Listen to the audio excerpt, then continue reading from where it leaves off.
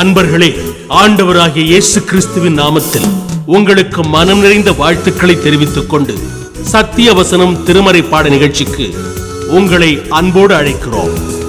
சத்திய வசனம், இது தேவனின் வசனம்.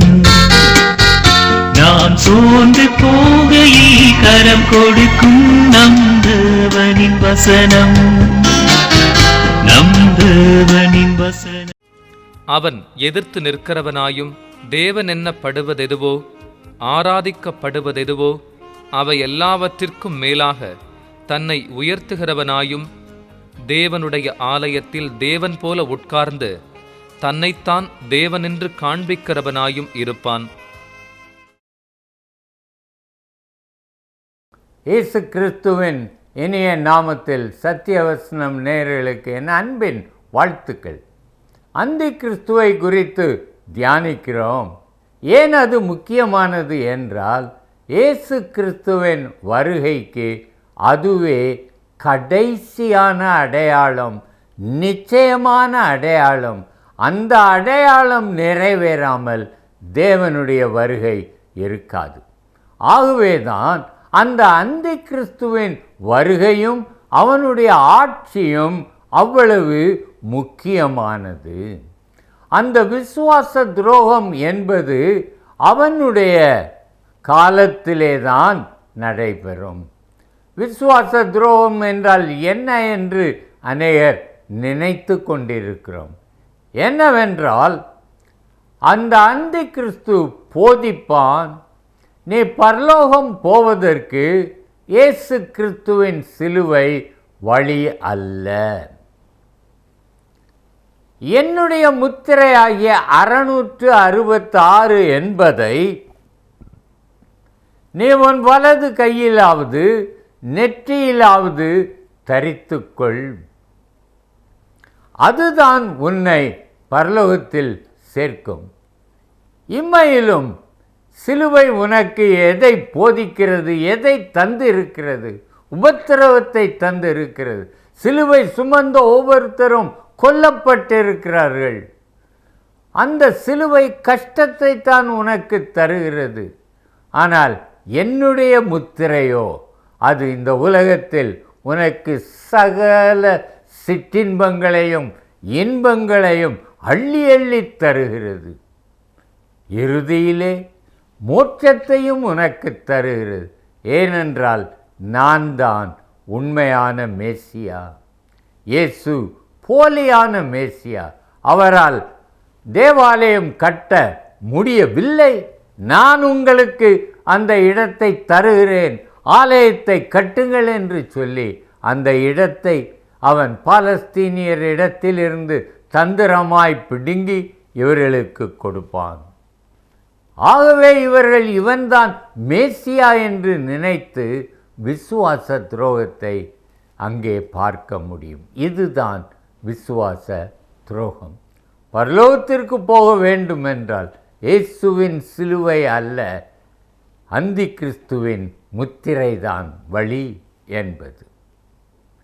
இவன் எப்படிப்பட்ட குணமுடையவனாய் இருந்தால் இவ்வளவு ஒரு பொய்யான காரியத்தை அநேகர் பின்பற்றும்படி செய்வான் என்றால், நாம் கடந்த முறை சொன்னது போல் இவன் சூதகமான பேச்சுள்ளவன், தந்திரமான வார்த்தைகளால் பேசக்கூடியவன், வஞ்சகத்தின் பிறப்பிடம்.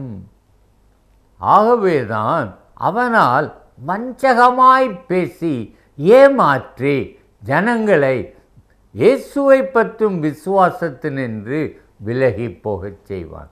அநேகர் அவனை பின்பற்றுவார்கள். அந்த விசுவாச துரோகம் இவனை பற்றி அறிய வேண்டுமென்றால் நாம் தானியேல் 7-11 அதிகாரங்கள், தெசலோனிக்கேயர் 2ஆம் நிருபம், வெளிப்படுத்தல் 13ஆம் அதிகாரம், இந்த மூன்றையும் நாம் மறுபடியும் வாசித்தால் நிச்சயமாய் அந்தி கிறிஸ்துவை பற்றி தெரிந்து கொள்ளலாம்.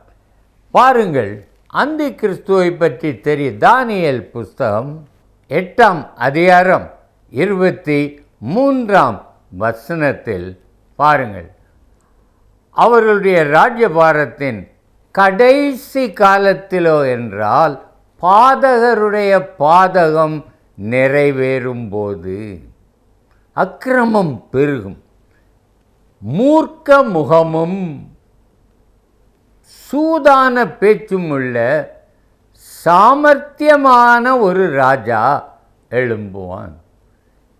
எ வெரி ரேர் காம்பினேஷன், பயங்கரமான ஒரு இணைப்பு. அதாவது சூதான பேச்சும் அங்கே சாமர்த்தியமும் கலந்தால் அந்த வஞ்சகத்தை அவன் பரப்புவதற்கு அவனால் மட்டும்தான் முடியும். 10 ராஜாக்களிடத்தில் பேசி, உங்களுக்கு நான் சமாதானம் தருகிறேன், உங்கள் ராஜ்யத்தை என்னிடத்தில் கொடுத்து விடுங்கள் என்று பறிக்கக்கூடிய அளவிற்கு சாமர்த்தியம் உள்ளவனாய் இருப்பான். அவன் எப்படிப்பட்டவன் என்பதை நாம் பார்க்க வேண்டுமென்றால் இந்த 11ஆம் அதிகாரத்தை எடுங்கள். தானியேல் 11ஆம் அதிகாரம் 37ஆம் வசனம். அவன் தன் பிதாக்களின் தேவர்களை மதியாமலும், இந்த ஒரு அவனுடைய குணமாக சொல்லப்படுகிறது. அவன் தன் பிதாக்களின் தேவர்களை மதியாமலும். இந்த பிதாக்களின் தேவன் என்கிற வார்த்தை யூதர்களுக்கு மட்டுமே உரித்தான ஒரு வார்த்தை.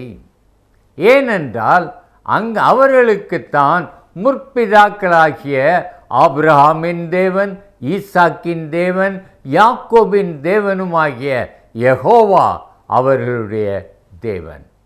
ஆகவே இந்த அந்தி கிறிஸ்துவை குறித்து சொல்லும் பொழுது தன் பிதாக்களின் தேவனை மதியாதவன் என்று சொன்னால் யெகோவாவை மதியாதவன். அப்படி என்றால் இவனும் ஒரு யூதன்தான். யூதனாய் இருந்தாலும் தன் பிதாக்களின் தேவனை மதியாதவன்.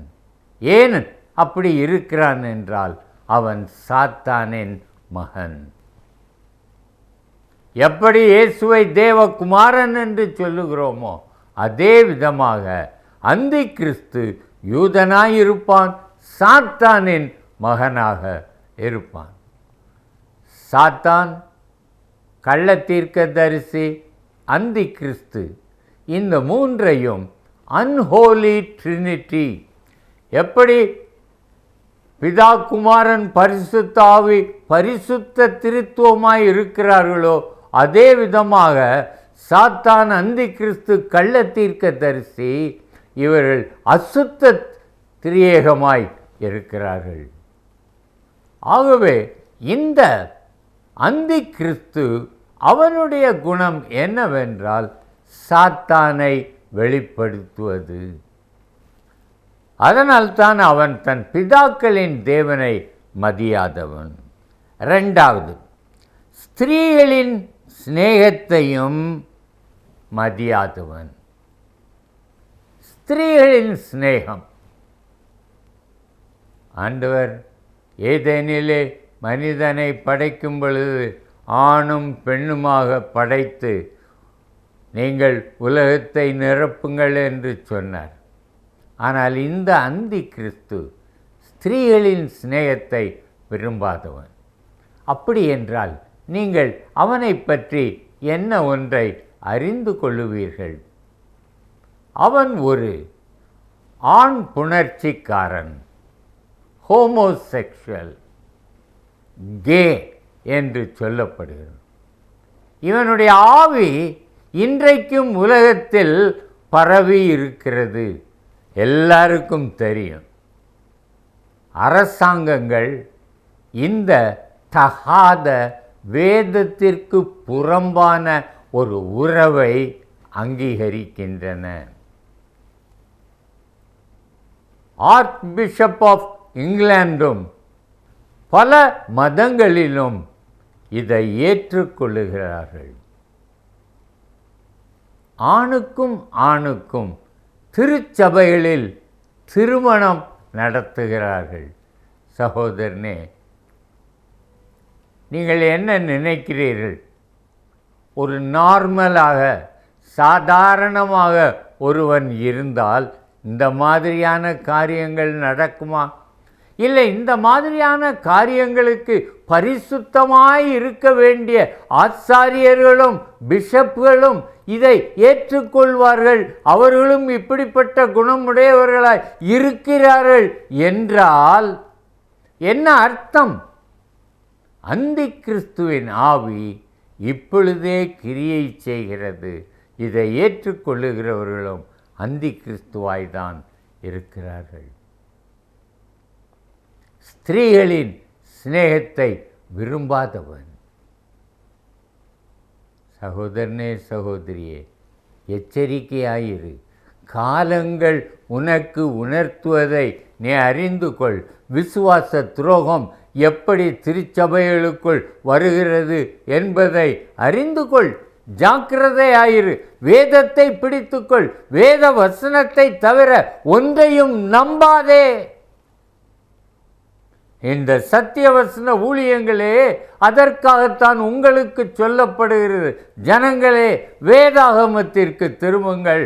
போதனைகளையும் அடையாளங்களையும் அற்புதங்களையும் விட்டு வேத வசனம் சொல்லுகிற நீதி மார்க்கத்திற்கு வாருங்கள் என்று அழைக்கத்தான் இந்த வசனங்கள். இந்த அந்தி கிறிஸ்துவை பற்றி இவ்வளவு ஆழமாக சிந்திப்பதற்கு காரணமும் அவனுடைய வஞ்சகங்களுக்கு தப்பி நான் இயேசுவை பின்பற்ற வேண்டும் என்பதற்குத்தான். அவனுடைய குணங்களை பாருங்கள். தன் பிதாக்களின் தேவனை மதியாத ஒரு யூதனாகத்தான் இருப்பான். ஸ்திரீகளின் சிநேகத்தையும் எந்த தேவனையும் மதியாதவன். அவன் ஒரு ஓரின சேர்க்கைக்காரனாகத்தான் இருப்பான். அது அந்தி கிறிஸ்துவின் ஆவி. எந்த தேவர்களையும் மதியாதவனும். பிதாக்களின் தேவனை மதிக்கவில்லை, அவன் வேற ஏதாவது தேவர்களை மதிக்கிறானா என்றால் அல்லவே அல்ல. தான் தேவன், தன்னைத்தான் தேவன் என்று காண்பிக்க விரும்புகிறவன் இன்னொருவரை தேவன் என்று ஏற்றுக்கொள்வானா? அடுத்த அவனுடைய குணம் என்ன? எல்லாவற்றிற்கும் தன்னை பெரியவனாக்கி, கடவுளே ஒன்றுமில்லை, நான் தான் தேவன்னு சொல்கிறவன் வேற யாரையாவது மதிப்பானா? மதிக்கவே மாட்டான். அந்த 36ஆம் வசனத்தை வாசிக்கிறேன். தானியேல் 11:36. ராஜா தனக்கு இஷ்டமானபடி செய்து தன்னை உயர்த்தி எந்த தேவனிலும் தன்னை பெரியவன் ஆக்கி தேவாதி தேவனுக்கு விரோதமாக ஆச்சரியமான காரியங்களை பேசுவான். கோபம் தீருமட்டும் அவனுக்கு கைகூடி வரும். நிர்ணயிக்கப்பட்டது நடந்தேறும். சகோதரனே, இந்த வசனத்தின் கடைசி சொல்வது என்ன? கோபம் தீருமட்டும். இந்த ஜனங்கள் தன்னை மேசியாவாக புறக்கணித்து அந்தி கிறிஸ்துவை மேசியாவாக ஏற்றுக்கொண்ட இந்த கோபம் தீருமட்டும். இது தேவன் அவனுக்கு நிர்ணயித்தது, அவனுக்கு அனுமதி அளித்தது. ஆகவேதான் அவனால் இந்த பெரிய காரியங்களை செய்ய முடிகிறது. ஒன்றை நினைத்து கொள்ளுங்கள், தேவனுக்கு மிஞ்சின எந்த வல்லமையும் உலகத்திலோ மறுமையிலோ வானங்களிலோ கிடையவே கிடையாது. சாத்தான் யோபை தொட வேண்டும் என்றால் தேவனிடத்தில் கேட்க வேண்டும். பேதுருவை சோதிக்க வேண்டும் என்றால் அவன் தேவனிடத்தில் கேட்க வேண்டும். லூக்கா 22:31 பார்க்கிறோம். சுளையினால் பிழைக்கிறது போல உன்னை பிழைக்க சாத்தான் உத்தரவு கேட்டுக்கொண்டான். அந்த சாத்தானுக்கு வல்லமை இருக்கும் என்றாலே பேதுருவை சோதிக்க வேண்டியது தானே? முடியாது. தேவனுடைய பிள்ளைகளை அவன் தொட முடியாது. ஆகவேதான் இந்த அந்தி கிறிஸ்துவின் காரியம் கைகூடி வருகிறது என்றால் தேவன் அனுமதித்தது. ஜனங்கள் அவரை விட்டு அந்தகார வல்லமைகளை நாடினதினால், வணங்கினதினால், ஜனங்கள் மேலுள்ள கோபத்தினால் அவர் இந்த அந்தி கிறிஸ்துவை அனுமதிக்கிறார். அதைத்தான் கொடிய வஞ்சகத்தை தேவன் அவர்களுக்குள் அனுப்புவார் என்று நாம் வாசிக்கிறோம். இன்னும் பாருங்கள், அவன் எப்படிப்பட்டவன் என்றால், ஏசாயா 14ஆம் அதிகாரம் 11ஆம் வசனத்திலிருந்து வாசிக்கிறேன். உங்களுடைய வேதாகம புஸ்தகங்கள் இருக்கும் என்றால் தயவு செய்து எடுத்து வைத்து கொள்ளுங்கள். இது லூசிஃபரின் வீழ்ச்சிக்கு காரணம். அந்த லூசிஃபர் தான் சாத்தான். அந்த சாத்தானின் மகன்தான், அவனுடைய குணங்களை முற்றிலுமாய் சுதந்தரித்து கொண்டவன்தான் இந்த அந்தி கிறிஸ்து. அவனுடைய குணங்கள் எப்படி இருக்கும் என்றால், அங்கே 11ஆம் வசனத்திலிருந்து நான் சில வசனங்களை வாசிக்கிறேன். தயவு செய்து வேதாகமத்தையும் எடுத்து வைத்து கொள்ளுங்கள். உன் ஆடம்பரமும் உன் வாத்தியங்களின் முழக்கமும் பாதாளத்தில் தள்ளுண்டு போயிற்று. புழுக்களே உன் படுக்கை, பூச்சிகளே உன் போர்வை.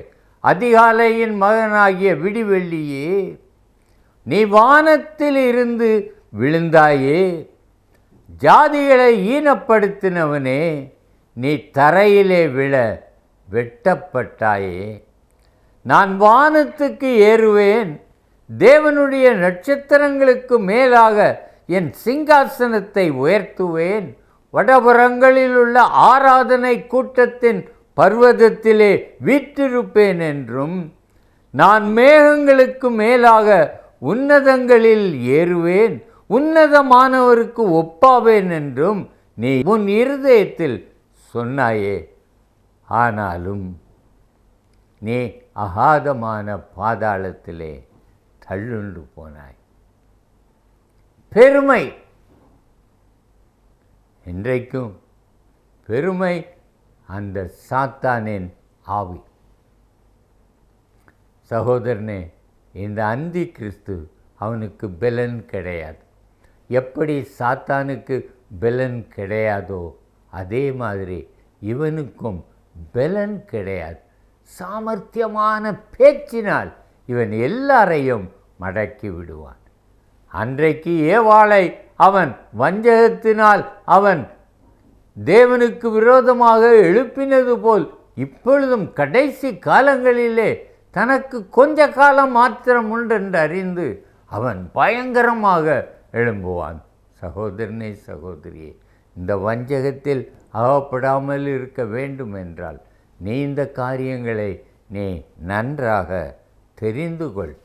அவன் என்ன செய்கிறான் என்பதை நன்றாக அறிந்து கொள்.